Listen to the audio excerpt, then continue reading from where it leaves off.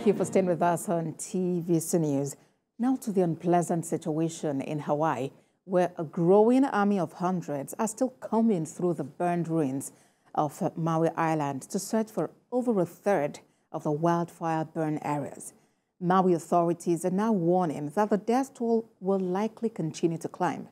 This comes as at least 111 deaths have been confirmed in the wildfires, according to reports from Maui County. Maui Police Chief John Pelletier, during a briefing, said some of those who died were children, while adding that the search and rescue operation continues. We have more in this report. Traffic has resumed on a major road in Maui in signs of recovery, a week after wildfires demolished a historic town, killing at least 111 persons. President Joe Biden is expected to visit Hawaii next Monday as search and rescue operations continue in Maui. Hawaii Governor Josh Green stated this during a press conference. I can tell you it's going to be a long and costly recovery. But much of that work will be done here with our local people. That's going to be another priority for us, using local contractors to the best of our ability so that people who need jobs can get them. We will also form a works program so people can get trained in these jobs going forward. That will also help our young people, many of whom have been displaced. Similarly, public schools in Maui have started the process of reopening. This comes as at least 3 schools untouched by flames in Lahaina, where entire neighborhoods were reduced to ash, were still being assessed after sustaining wind damage. One of our 2 West Maui high schools, Lahaina Luna, but the one most affected, sent its students to other campuses across Maui. Many of these students are survivors of the fires, and some of them lost families, some of them lost homes, many of them lost friends.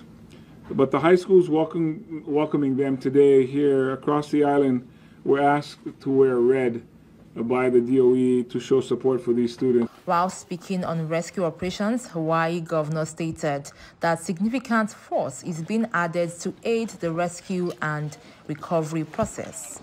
38% of the territory has been covered. They are adding a significant force on the ground, so they are now up to 30 dogs. They'll move to 40. There's now going to be another about 225 relief individuals coming.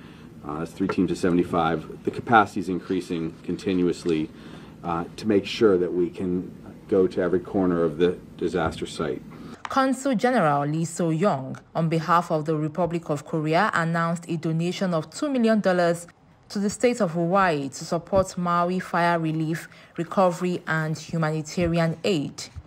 Hawaiian Islands are the starting point of the Korean people's immigration to the United States. This year marks 120 years anniversary of Korean people's immigration to the United States. As rescue operations continue, authorities are asking family members of missing people to provide DNA samples to help with identification efforts. A major wildfire on the Spanish island of Tenerife has led to the evacuation of 5 villages. The fire has spread to some 800 hectares since it started in the nature reserve on the northeast coast of the island late on Tuesday evening. Local authorities have cut off access to the forest around the Mount Teide volcano, Spain's highest peak, and say secondary fires have now broken out. Helicopters spraying water have been seen flying over the area. Authorities say the main blaze is spreading through woodland and ravines in the Candelaria and Arafo areas, making it difficult for firefighters to tackle.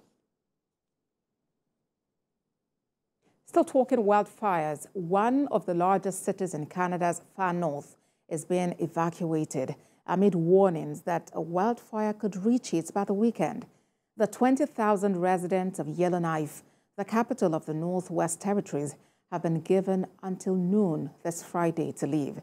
As of late Wednesday, the fire was within 17 kilometers of the city.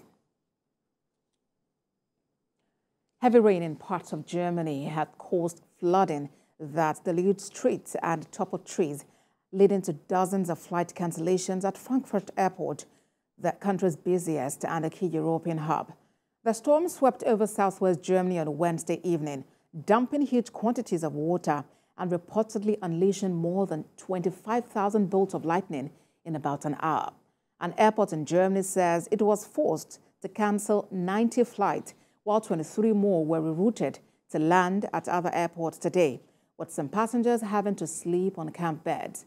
The fire service in Germany's financial capital said it's launched more than 500 operations from Wednesday evening to Thursday morning related to the storm. Ukrainian forces launched a new effort to land troops on the left bank of the Dnipro River in the 77th week of the war, where flooding after the destruction of the Kakhovka Dam in June had made counteroffensive action impossible. Ukrainian forces also continued to make incremental territorial gains 10 weeks after launching their counteroffensive. Reports suggested that Ukraine had at least partially taken the town of Uruzhain on the Zaporizhia-Donetsk border and advanced on Robotyne in the western Zaporizhia region. Meanwhile, the president of Serbia, Aleksandar Vučić, has referred to a letter from parliamentarians from several countries which spoke about relations between Serbia and Kosovo. President Vučić stated that he was particularly bothered because the letter contained the signature of a Ukrainian parliamentarian. I was shocked by a totally unacceptable, undiplomatic way in which President of Serbia has expressed his threats. Because what we have, it's absolutely unacceptable threats and even blackmail. This is the way I perceive his statement. To us, it's unacceptable.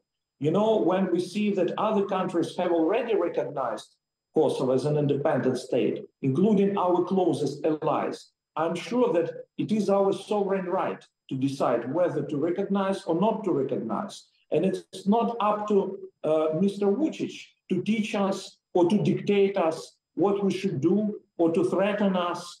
It's absolutely shocking and unacceptable.